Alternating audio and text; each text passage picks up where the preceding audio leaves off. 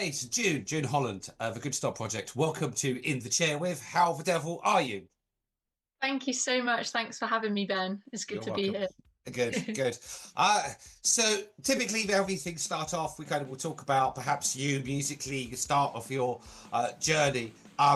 But for those who kind of don't know you, don't know the band, just kind of very briefly, kind of what is it you do? Yeah, sure. So my name's June Holland. I have my own little sort of acoustic song career going on, but I'm also part of the Goodstock Project, which we're here to talk about today. And Goodstock Project are more of sort of like an indie rock band from Manchester. I say Manchester. Our bassist is very far away from us. He is down in Somerset, but the majority of us are up here in the northwest. So we sort of go with Manchester. But yeah, we have been we formed in the lockdown actually. For anyone who doesn't know the background on us, we got together in the lockdown. Actually, the band used to be a band called Flawed many years ago, and they wanted to reform in the lockdown and start doing some music again, but they didn't have a singer at the time. So we actually found each other on a band app where you can sort of Tinder swipe left and right to find Yeah. to find other members that might be suitable for your band. So yeah, we connected on there, and then I've been the vocalist for the Goodstock Project ever since the lockdown. So yeah, we've been recording things remotely initially, and pretty much continued with that through our projects. It's interesting. There's a lot of bands that came together, or a lot of projects that arose out of the lockdown, and I was kind of reading into that story because during that period, a lot of people's lives fell apart. Um, Yeah. and it kind of fell into two categories, aside from those whose lives completely fell apart. Two categories: those that sat and waited it out, and then others that kind of decided to invest in themselves or their talent, or go and try something new that they hadn't kind of done or touched it in ages. And talking to you personally, you have your acoustic thing, which we maybe could touch on after talking about the band. But you've gone into that, you've linked up with a band, and then not only that, you've also got this Goodstock Records, which is an independent label. Now that requires some tenacity, that requires some drive, and I'm curious as to whether that's testament to your kind of innate character. And two, I'm curious as to what you were doing really before COVID, and whether or not the international disaster gave you the opportunity to go, "Do you know what, I'm just going to go and do this now instead," because I couldn't Yeah. before. Yeah, well, for me, I mean, I've always sang since I was very young, and always loved music. I think at the time during the lockdown, there was a lot of things going on for everyone, but there was a lot of things going on in my personal life, and I was not in a great place. And I sort of used that as an opportunity to start doing some more stuff with my music. And I went on this Mhm. app and was like, let's see if because I always enjoyed playing with bands in the past. I've been in and out of different bands, but I wasn't in a band at the time, and I was like, that's something I really enjoy, so let's see if I can find a band whilst we're all sat at home and we've got little going on. And I thought it'd be a good exercise to like get into it again, doing some writing and stuff like that. And we worked really well together. I think I sent a few like demos over of their songs, and they liked what they heard. So Of course it they just were. worked really well. Yeah, yeah, and I think they were as well quite driven to like start doing some music again whilst they had this free time that they didn't have, because everyone's got busy lives with different jobs and things. So it was like a real opportunity there, and then it's just sort of rolled on from there, and we've kept going with it post lockdown. Sure. The busy lives, of course, element has come back post COVID. Yeah. And I wonder if what were the disciplines that you kind of put when it was just your free time and you're doing music, and now obviously the busy life has come back and this has come along with you, and other elements of the previous busy life have now returned. Are you a little bit more kind of stronger of mind and go, well, the things that used to trample over me, like employment or jobs or this style of people or whatever, are you now a bit more kind of resilient to life and Normsville's pressures?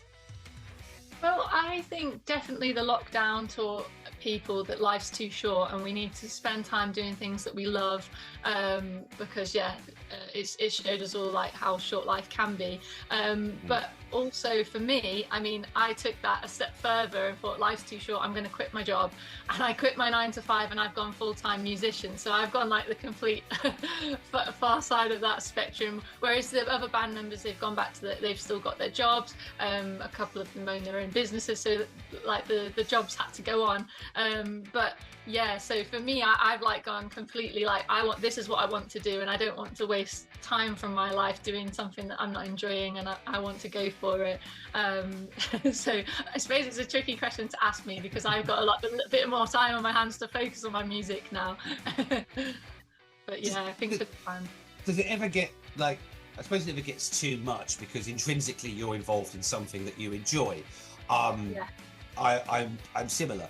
But are there times where, you know, the life pressures get too much, because the music industry is known for not being particularly well paid? Are there funnel moments where you're just pushed in a corner and you have to kind of go back and make that decision again? How do you deal with that psychologically? Yeah, I mean, it is a really tough industry. I've only been doing this since the end of last year, so only the first year for me still.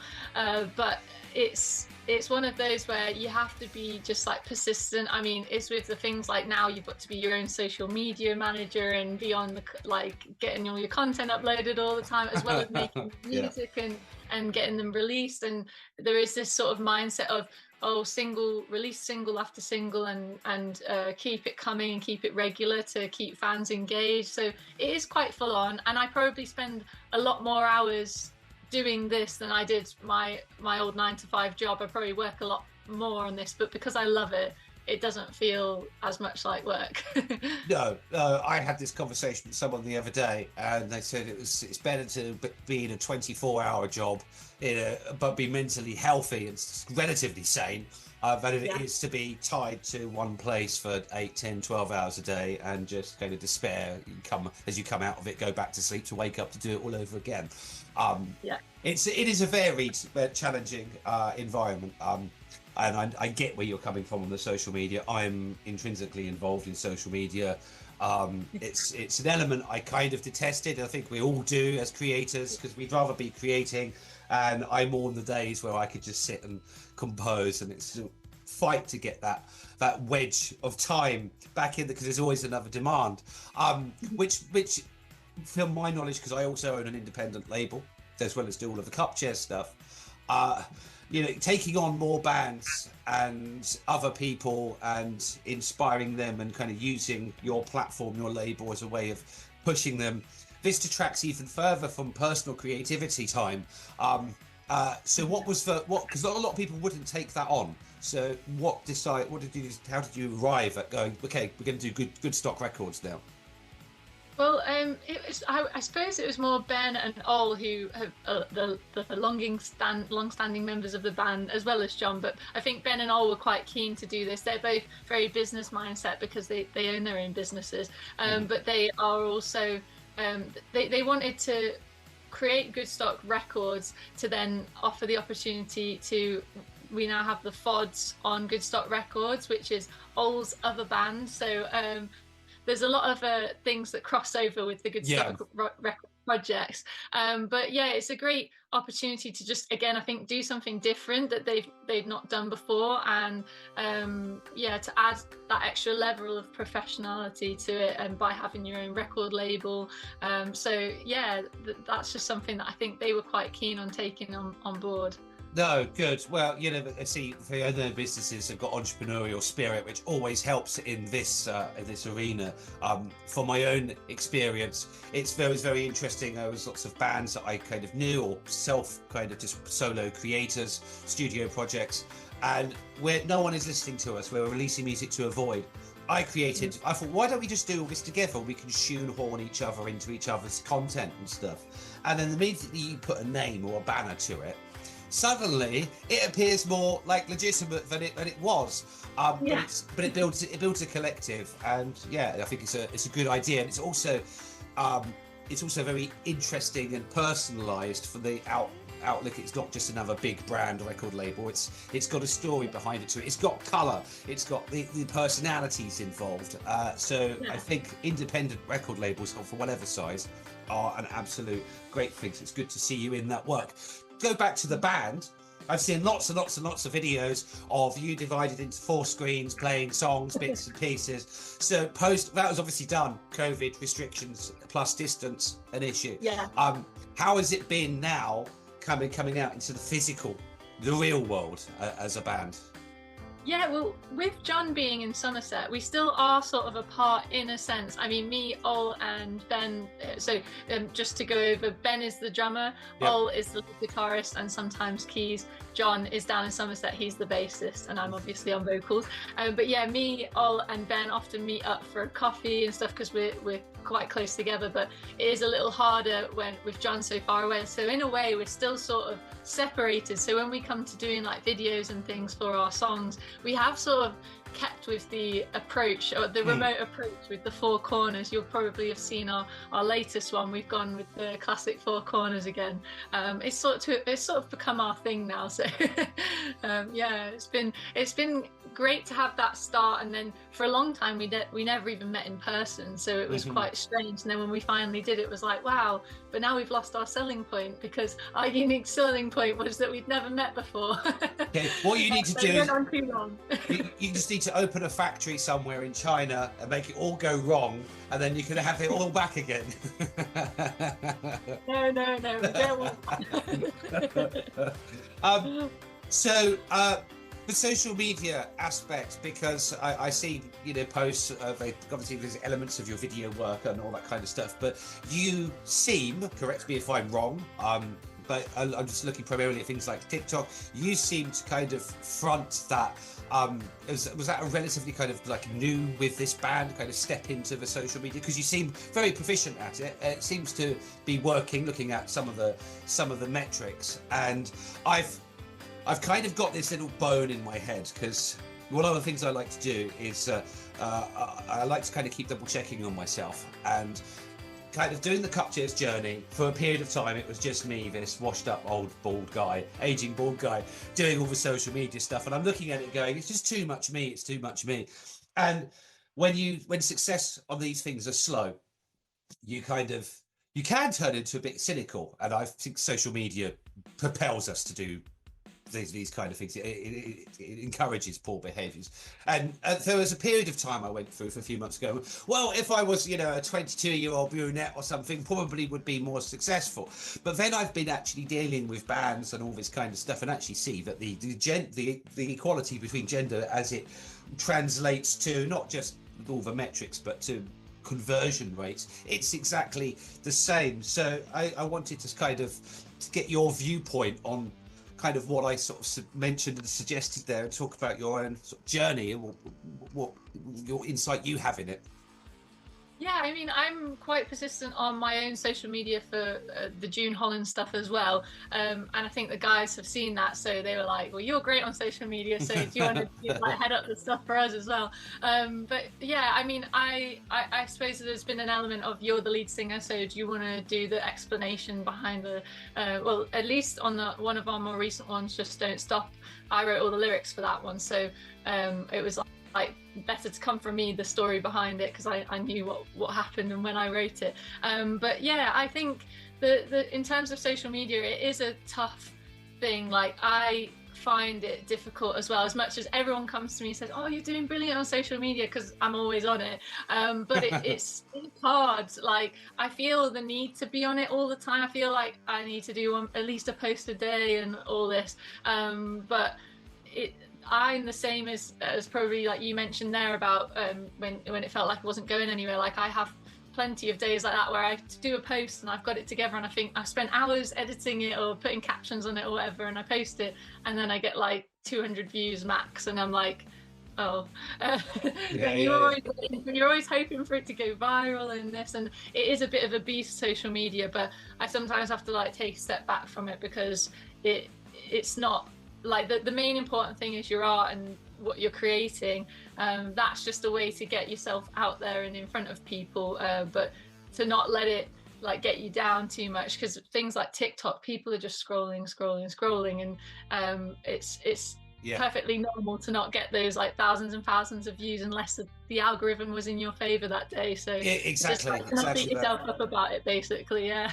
But it must add a bit of pressure to you in an additional sense, because you're predominantly a kind of you are physical real bad, of course, but you're kind of a bit online dependent, because that's kind of the environment where you've started. You've got the distance and normal life aspect in current today, so all of your feedback, and this is it comes from social media, and this is a worrying trend with people's interpersonal lives, because people just spend so long scrolling, they're not getting any interaction. If you were kind of like a London kind of going around the circuit band, you're probably seeing 20, 30, 50 people every kind of week, every time you go out, so you'd forget about social media. You don't have anything in place to make you forget about social media, so it must be a constant pressure. So when you say you have to take time out, what do you do to switch off from it? How do you switch off from TikTok brain? Please help me. Sometimes it's just a case of like putting the phone away somewhere and not touching it, because I'm quite guilty of as well, like once I've posted a video, checking how many likes it's got every 2 minutes and scrolling through other people's videos. And it is, I prefer the life before social media, as much as people wouldn't believe that, because they'd be like, oh, you're on it all the time. Yeah, I do it because I feel like I have to, not because I want to. But I would prefer the life where, people just, you put up a band poster on a lamppost and say, come see us on this gig on this day, rather than having to like post about it and things. But I mean, I do a lot of gigging myself with my own stuff, so I sort of get that side of things as well, which is helpful for me, because I think if I was just predominantly doing my own stuff as well on social media, it would get too much. But yeah, it's I just think taking a break from it, turning it off, getting away from the phone, and just getting back into real life for a little bit is very important. Everyone keeps doing that and doesn't just spend their life scrolling. And I find it strange from my position, and maybe you do as well. Have you ever thought about the fact that this kind of social media constant content is kind of bad for humans, bad for humanity, but at the same time we're kind of responsible, we're contributing to the problem. Maybe that's going way too deep, zooming out too much. But it's a thing that I struggle with sometimes, because here I am churning out absolutely tons of stuff, and I'm doing it. I'm using volume tricks. I'm using kind of screen movement and stuff just to keep those people there for those nanoseconds longer. And then I get to a point where I realise I'm now part of the problem. Yeah, it's like one of those. It's like if you completely boycott social media, then everyone forgets about you and you become irrelevant.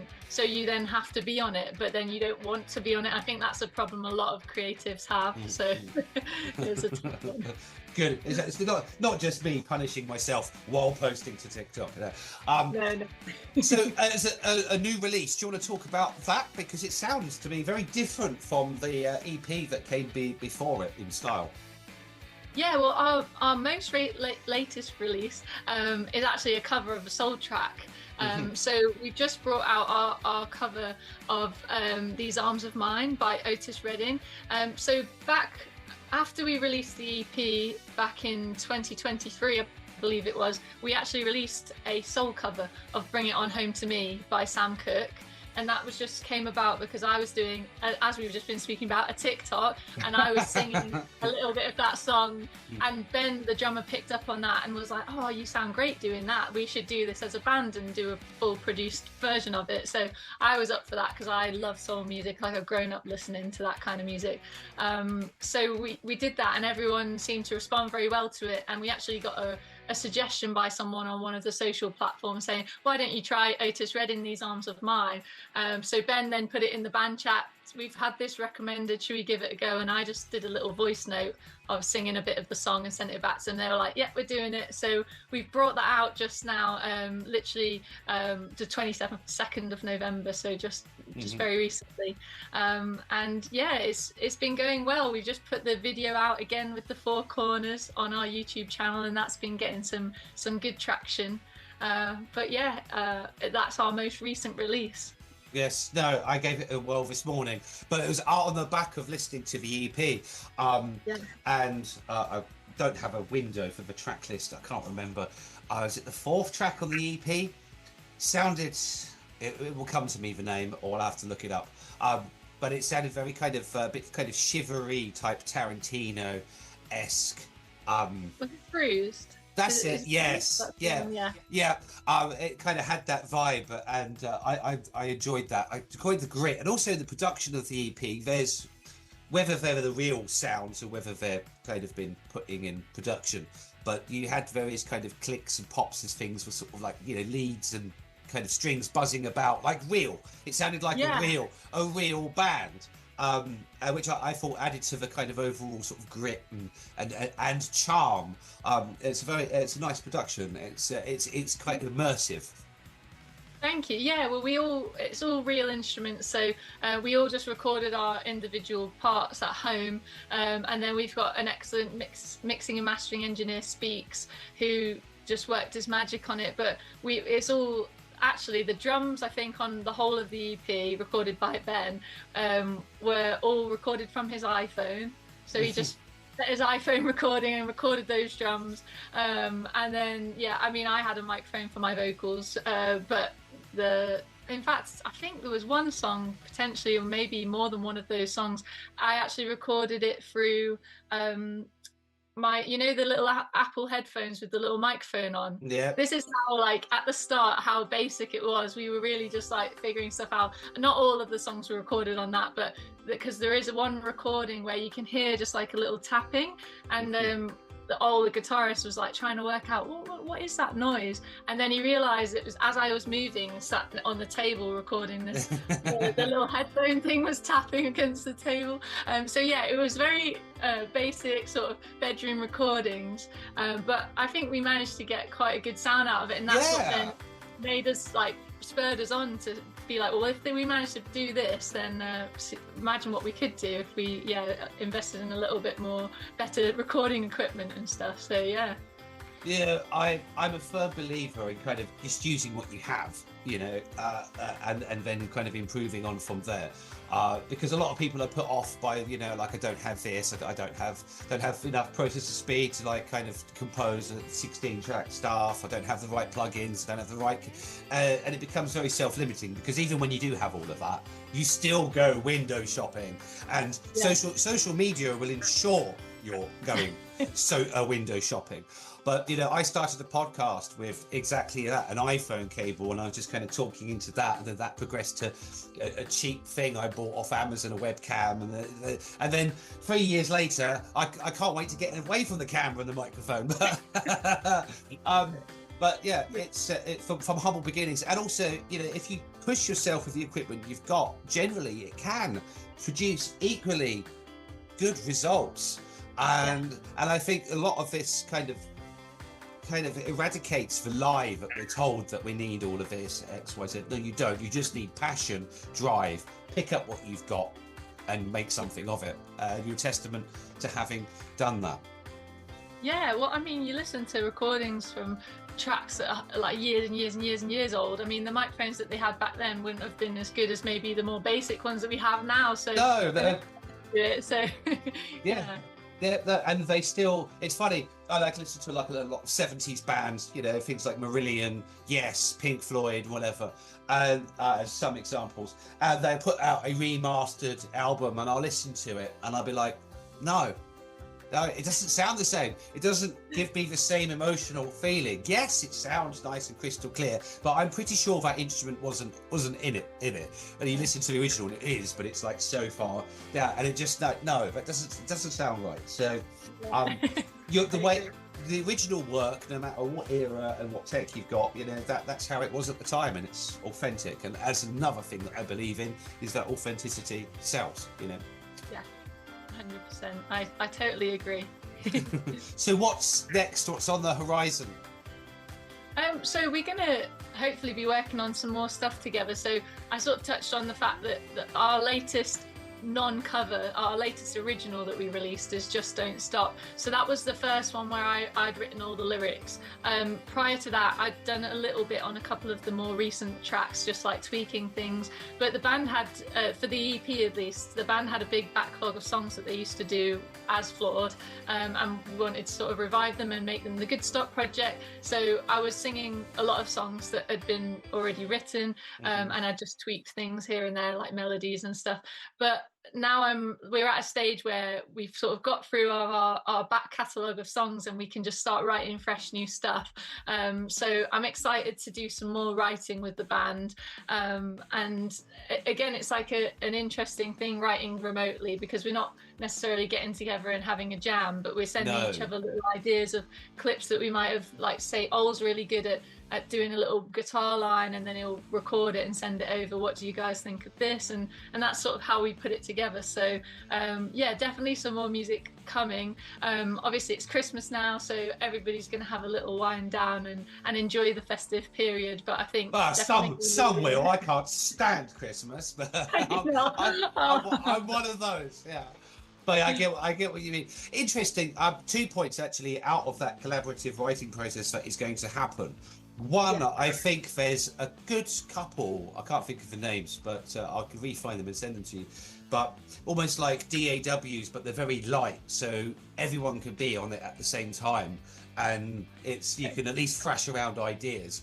Because that thought came from, well, when you mentioned having a jam, I'm like, well, how is that possible? Because even with the internet, there's always a certain amount of latency and stuff. Yeah. There's no real way to fix that, so it must be quite difficult. Yeah, I mean, I know that John, our bassist, has literally been coming up with a song over the last couple of weeks, actually, and I'm quite excited to hear that one, which was inspired by our latest release, the Otis Redding track. He heard something in the vocals that he liked, and he was like, I want you to sing it like that, but my song. So I'm excited. I'm still yet to hear that one, so I'm excited for that to come through. But yeah, we've tried like Zoom calls before, and even when we're just chatting to each other, there's a bit of a lag. So I think trying to play instruments would be a little bit difficult. But yeah, I'll have to check out that door that you mentioned. Yeah, there's a few of them. I'm just trying to think if there's a space, because when it comes to streaming, you can basically have independent streamers stream to one area and it spits it out across all different other places, and it automatically synchronizes, probably with the help of AI. So online rehearsal rooms, which is essentially what you would brand it as, that could be a thing with the right technology. Maybe I've just given away the next multi-billion, online enterprise. Okay, so just kind of sort of just slowly to wrap things up. Obviously, we've all met them. There's people that are insanely talented or kind of progressing with a career. They're reaching roadblocks, or social media isn't giving them any confidence. They might be thinking about kind of quitting or giving up in some way. What do you say based on?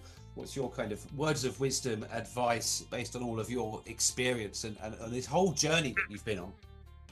Yeah, well, I mean, I always say, don't give up. If you love it enough that you want to make that your thing and you want to spend the time, put the time in, it's really just time that you need, because you can work anything out. I'm a firm believer in that. I had no production skills. Like I didn't do in education, I didn't do any production or anything. And I've pretty much taught myself how to mix and master through watching tutorials on YouTube. And I think as long as you've got the time to put into it, or you're driven to put that time into it, then you can do anything. I mean, like we said, with limited, you can record stuff from an iPhone. And I actually watched a video of a guy saying a similar thing the other day on social media. He said you're getting people putting songs out that they have literally just recorded the entire song on an iPhone, and it's going viral, and they're making loads of streams from it. So never let that stop your equipment. I mean, if you can get things off free sites as well. Like, there's always ways to find things. But yeah, I wouldn't ever let the social media get on top of you. It's there to help you, and it's there to help you reach a wider audience. And a nice way to look about it, actually, because I sometimes get down about it, and I watched this and it made me feel a bit better about it, is you might go and do a gig and you play to 10 people if there's no one in the room, but you might also do a post or a video or even a live stream or whatever, and there might be 300 people on there, and you might be like, oh, it's not 1,000 or it's not 2,000 or whatever, but that 300 people you might not have ever been exposed to if you were just like going around and trying to get a gig. So actually it is used as a tool to help you reach more people you might not normally have reached, people in other countries as well, which is impossible from impossible on foot anyway. So that's one positive way to look at it when you're feeling a bit stressed out about it, which I often do. Another way I look at it, it is like no one ever complained about being stuck in heavy traffic. So if you've got to go to the shop, make your posts, you just go on the journey. Consider social media as just a constant stream of traffic. Just go around, do your journey around the block, come back out the other side. And if you didn't get what you want and you have to go around the block again, well, just go around the block again, you know. And that way, it's less attached. Just using that kind of metaphor. I didn't think it was a bad one, that. No, that's great. I really like that one. Well, there we go. Well, it's been an absolute pleasure speaking with you. I encourage you to crack on what you're doing and the writing. Let me know when you've kind of got something coming up, and maybe we'll have a dual screen or something with one of the other guys and get some of their flavour on it, because it's an interesting project. I love where it's come from. I love the fact that it's survived the kind of the lockdown period, because a lot of things don't, and you just seem like a thoroughly nice person to talk to as well. Oh, thank you very much, Ben. It's been an absolute pleasure. Thanks for having me on, and I'm sure the other band members would be absolutely delighted to come on again in the future. Yeah, definitely. Absolutely. Excellent. You take care. You too. Take care. Bye. Cheers. Bye-bye.